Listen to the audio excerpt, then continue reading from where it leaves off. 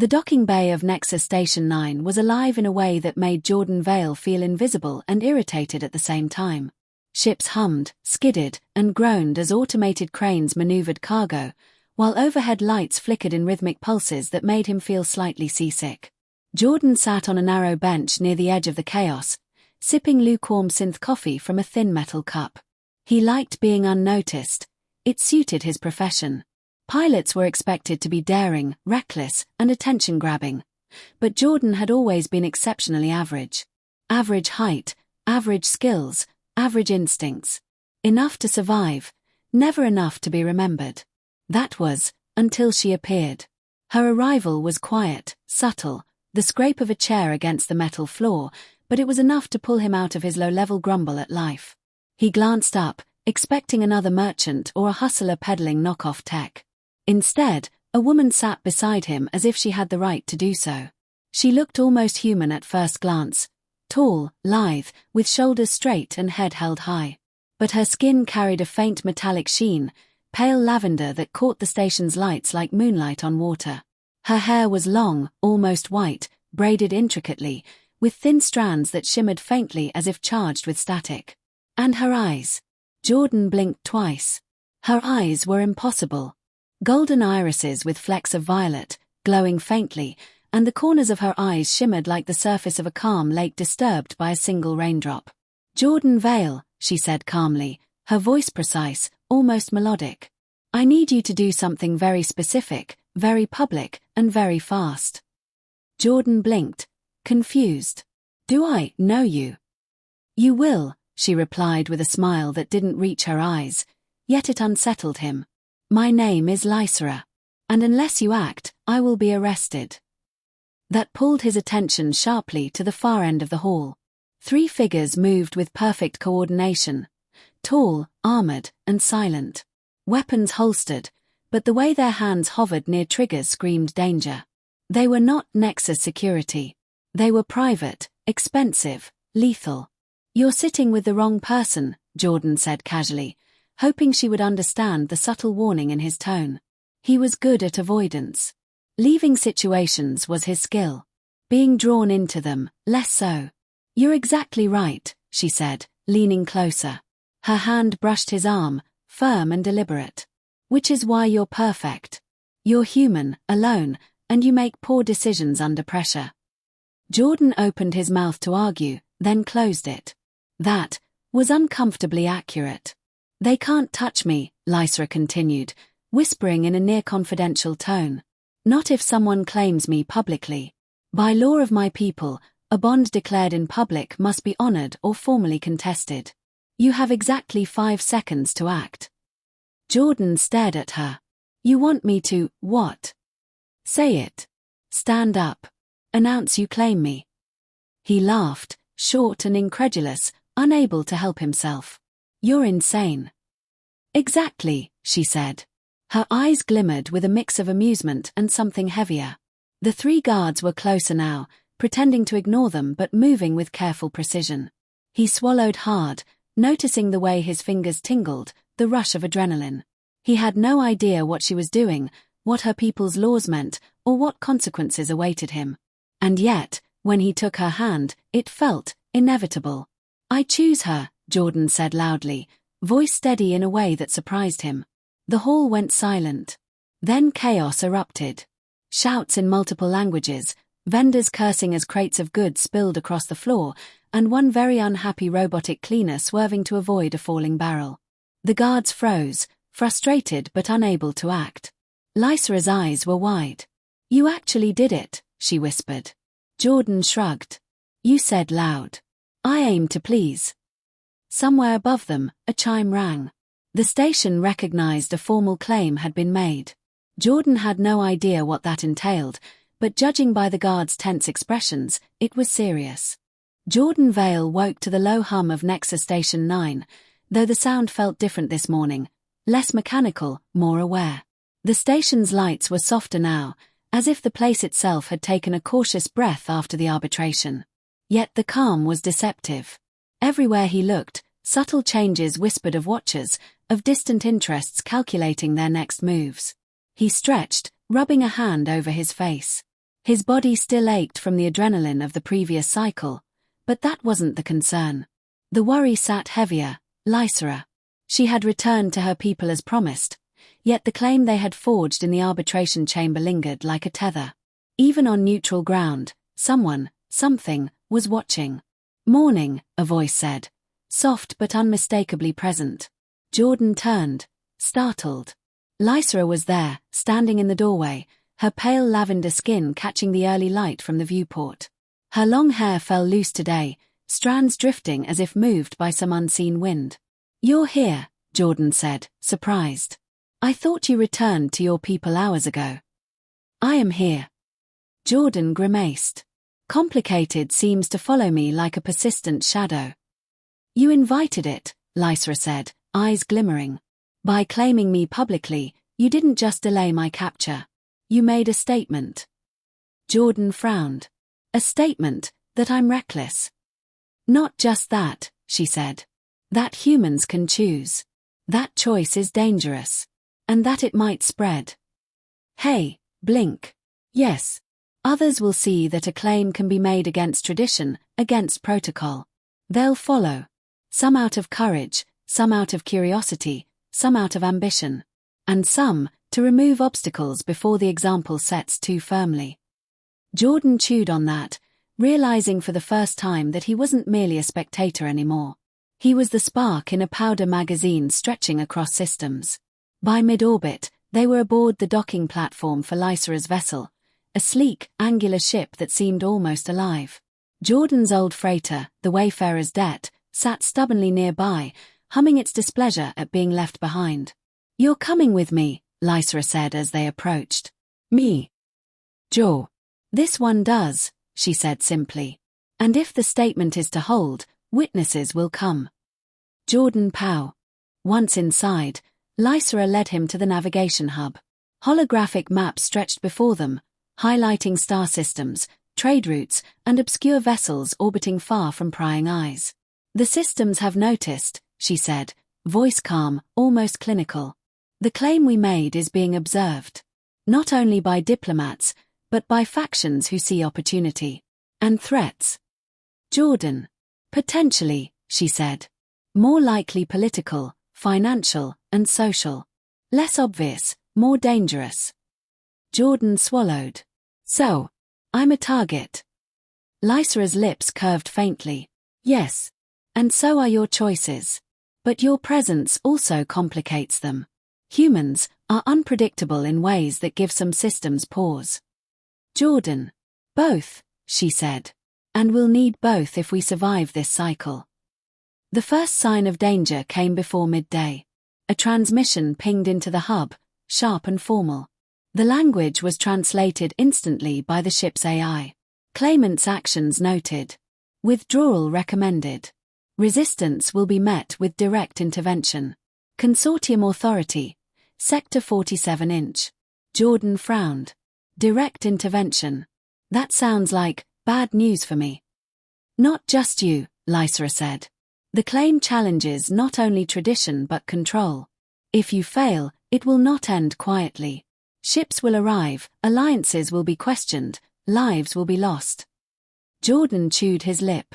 "I have a knack for survival, but diplomacy, that's new." Lysera stepped closer, placing a hand lightly on his arm. Her touch was calm, grounding. "You survive by seeing opportunity, not by following rules. That is why you were chosen." "Hey, stay. Or for change," she said. "Depends on your perspective." Hours later, they reached the edge of neutral space, a cluster of asteroids that served as informal meeting points for renegade fleets and off-grid traders. The neutral platform floated silently among them, a ghost in the void. Here, representatives of several systems had gathered, holograms flickering in a tense display. Jordan felt the weight of all those eyes on him, the implications of his claim pressing against every nerve. Every human instinct screamed to hide, to run, to pretend this wasn't happening. Instead, he followed Lysera to the central platform, standing beside her as observers arranged themselves. Ships in orbit reflected light across the asteroid field, and somewhere in the distance, a small convoy adjusted course to monitor their position. The first voice spoke, sharp and crystalline. Human, you claim a bond without consent of your party's oversight. Explain. Jordan inhaled. He hadn't rehearsed this. There was no guidebook. He had only instinct, impulse, and truth. I claim only what I understand, he said, voice steady despite the hammering in his chest. I claimed her publicly. I understand risk, consequence, and scrutiny. I do not fully understand your rules, traditions, or hierarchies. But my intent was genuine. I acted without coercion, without expectation, without profit. That should count for something. A murmur ran through the assembly, a mix of shock and curiosity. Lysera's eyes softened faintly. She gestured toward him. His words reflect principle. Not law. Not strategy. Principle. That is what is underrepresented in this room. The next hour was chaos, though orderly. Questions, accusations, insinuations. Delegates from different systems debated protocol, lineage, legality, and precedent. Every answer Jordan gave was honest, occasionally blunt, and sometimes unintentionally humorous. I do, Jordan replied. I've been surviving by improvisation my entire life. Today is no different. Lysera's gaze softened. And yet, your improvisation disrupts equilibrium. Yes, he admitted. But equilibrium isn't always just. By cycle's end, the first challenge had concluded. The observers had filed their preliminary reports, noting human unpredictability and Lysera's unusual support for autonomy. The assembly adjourned with careful language, but the message was clear. Jordan had survived, but the game had only begun. As the asteroid platform faded behind them, Lysera activated the ship's cloak, slipping into shadow. They will test us, she said quietly, in ways you cannot yet anticipate. Because. She didn't answer immediately. Finally, she said, worse than bureaucracy. Worse than tradition. Worse than laws you can see. It will reach into systems you haven't visited, into people you don't know, and demand a choice. Yours. Hers. Mine. Everyone involved. Jordan swallowed. The realization hit him. He wasn't just a pilot anymore. He was a signal, a lightning rod for change in a galaxy that rarely tolerated it. Any advice? He asked, trying to keep his voice light. Watch, learn, and survive, Lysera said. Humans are dangerous to control. That is your advantage. But even you are not untouchable. A sudden ping from the ship sensors interrupted them. Jordan squinted at the display. A small fleet had emerged from the edge of the asteroid field, sleek black vessels, moving with silent precision toward them. Looks like our first test arrived early, he muttered. They are observers and enforcers, Lysera said calmly. We may need to move faster than we have before. Jordan's hands clenched on the console. For the first time, the thrill of survival mingled with the weight of responsibility. Every decision mattered. Every impulse could tip the balance between autonomy and subjugation, freedom and war. The next cycle passed in a blur. They maneuvered through asteroid fields, evading patrols, and decoding encrypted communications meant to intimidate or confuse them. Jordan discovered a talent for improvisation in ways he hadn't imagined. Recalibrating sensors mid-flight, negotiating with rogue traders for supplies, and predicting fleet patterns using logic that was messy but effective. Light. By the end of the cycle, Nexus Station 9 loomed ahead, a familiar glow in the distance, yet Jordan knew nothing would be the same. He had stepped into a galaxy in motion, and the ripple he had caused was growing, faster and louder than he could control. He glanced at Lysera. So, next. Next, she said, eyes narrowing as she scanned the approaching void, we see who is brave enough to challenge the choice of a human. Because, for the first time in his life, Jordan Vale was not invisible. And he would never be invisible again.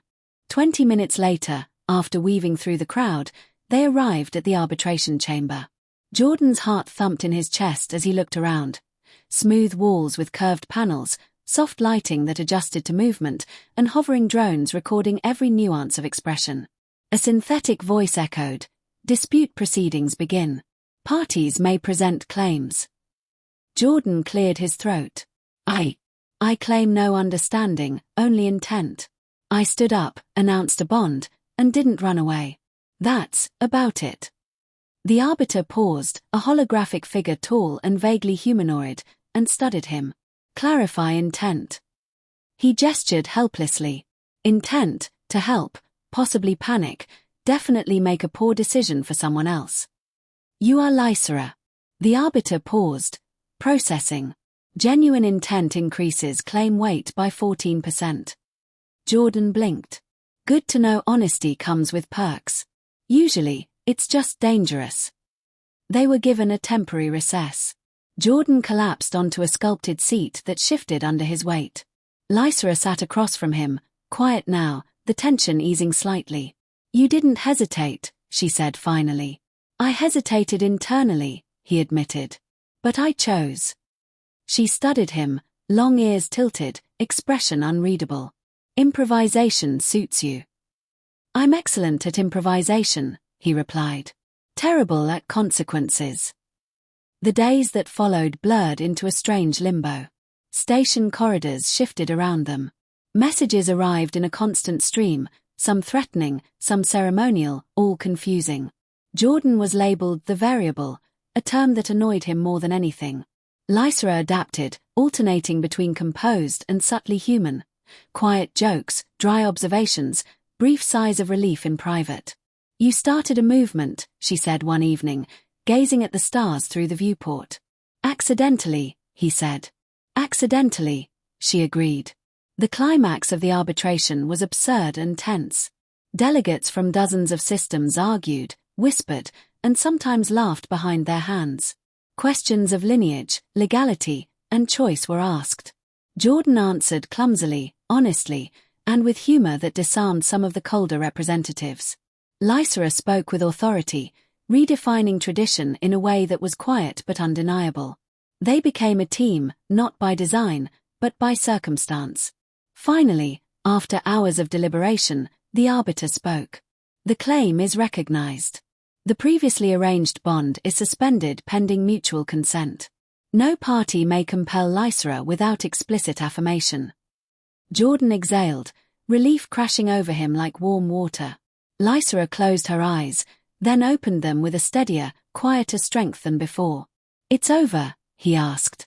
Changed, she replied. Better. They returned to the residential ring, a protected section of the station. Quiet now after the storm. Jordan's ship waited, old and stubborn, humming impatiently. You're free, Lysera said softly. And for the first time in years, Jordan Vale felt the universe was not a place to hide in, but to choose in. He watched her leave toward her vessel, their hands briefly touching in a silent acknowledgement of what had happened. Then he climbed into his own ship, setting a course forward, not entirely sure where he was headed, but certain of one thing. He would no longer measure his life by how invisible he could remain.